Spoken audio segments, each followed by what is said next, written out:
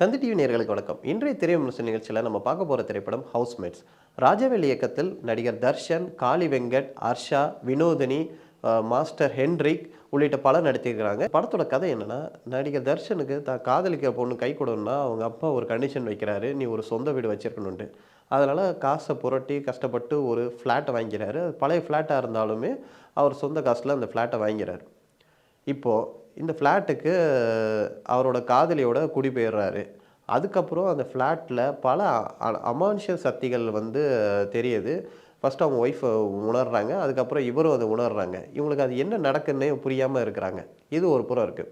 இன்னொரு ஃப்ளாட்டில் Kali Venkat, Vinodhini husband and wife, அவங்களுக்கு ஒரு குழந்தை இருக்காங்க.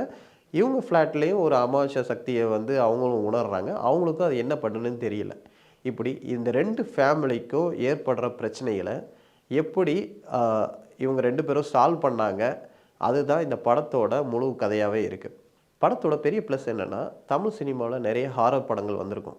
ஆனால் இந்த படம் ஒரு ஹாரர் அப்படின்ற மாதிரி நமக்கு ஒரு பிம்பத்தை உண்டாக்கிட்டு, ஆனால் ஒரு டைம் ட்ராவல் பேஸ் பண்ணி ஒரு படமாக கொடுத்துருக்காரு. இது ஒரு புது முயற்சினே சொல்லலாம். அந்த வகையில் இயக்குனர் வெற்றி பெற்றாரா? நிச்சயமாக வெற்றி பெற்றாருன்னே சொல்லலாம். ஏன்னா படம் நமக்கு ஒரு கிறிஸ்பாகவே என்கேஜிங்காகவே இருக்குது. ஸ்டார்டிங் படம் கொஞ்சம் ஸ்லோவாக நம்மளை அந்த கதைக்குள்ளே கொண்டு போனாலும் அதுக்கப்புறம் விறுவிறுப்பான ஒரு எண்டிங்கில் தான் முடியுது. செகண்ட் ஹாஃப் ஃபுல்லாக படத்தை காளி வெங்கட்டே ஹோல்ட் பண்ணுறாரு. அவரோட எமோஷ்னல் ஆக்டிங்கில் அவர் தூக்கி சாப்பிட்றாருனே அப்படி சொல்லலாம். ஏன்னா சமீபத்தில் அவர் வெளியான எல்லா படங்களும் வெற்றி பெற்றே வருது. இந்த படத்துலையும் அவரோட கதாபாத்திரம் ரொம்ப வலுவாகவே இருக்குது. நகைச்சுவை படத்தில் நிறைய நகைச்சுவை சீன்ஸ், அதாவது நடிகர் தர்ஷன், தினா அவங்களோட காம்பினேஷனில் வர நகைச்சுவை சீன்ஸை விட காளி வெங்கட், வினோதினி அவங்க பண்ணுற நகைச்சுவை சீக்வன்ஸ் தான் நல்லாவே ஒர்க் அவுட் ஆகிருக்குன்னே சொல்லலாம். ஒரு ஃபன் எமோஷ்னல் கனெக்டாக இந்த படம் கொண்டு போயிருக்காங்கன்னே சொல்லலாம்.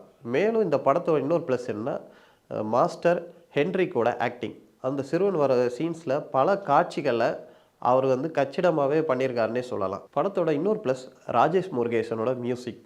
பல இடங்களில் பின்னணி இசை நல்லாவே ஒர்க் அவுட் ஆகிருக்குன்னே சொல்லலாம். ஏன்னா இந்த படத்துக்கு பெரிய ஒரு டான்ஸ் சீக்வன்ஸ் நம்பர்ஸ் உள்ள ஒரு சாங் இருக்காது. ஒரு மாண்டேஜாக அது கேஷுவலாக கதையை நகர்த்து ஒரு பாடல்களாக தான் அமைஞ்சிருக்கு. இந்த படத்துக்கான பின்னணி இசை நல்லாவே ராஜேஷ் முருகேசன் கொடுத்துருக்காருன்னே சொல்லலாம். அதேபோல் மலையாளம் நடிகை ஹர்ஷா தமிழில் இந்த படம் மூலமாக டெபியூட் ஆகிறாங்க. ஒரு நெக்ஸ்ட் ஒரு கேர்ள் அப்படின்ற அளவுக்கு கொடுக்குற அளவுக்கு அவங்களோட பெர்ஃபார்மன்ஸ் கச்சிதமாக அமைஞ்சிருக்கு. எமோஷ்னல் சீக்வன்ஸாக இருக்கட்டும் சரி, காமெடி சீக்வன்ஸாக இருக்கட்டும் சரி, லவ் ரொமான்ஸ் அவங்களோட பார்ட் நல்லாவே அவங்க ஜஸ்டிஃபை பண்ணியிருக்காங்கன்னே சொல்லலாம். படத்தோட பெரிய மைனஸ் என்னென்னா, ட்ரெய்லரில் அவங்க ஒரு ஹாரர் ஃபிலிமாக ஒரு பிம்பத்தை கொடுத்துட்டாங்க. ஆனால் இது ஒரு டைம் ட்ராவலில் ஒரு லூப்பில் நடக்கிற மாதிரி ஒரு சயின்டிஃபிக்காக இந்த படத்தை அவங்க ப்ரொஜெக்ட் பண்ணியிருக்காங்க.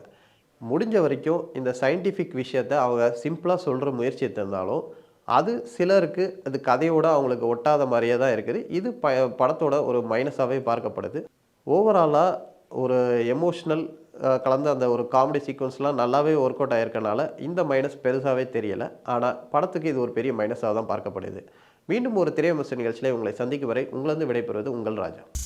சினிமா உலகை ஃப்ரேம் பை ஃப்ரேம் படம் பிடித்து காட்டும் தந்தி சினிமா சேனலை இப்போவே சப்ஸ்கிரைப் பண்ணுங்க.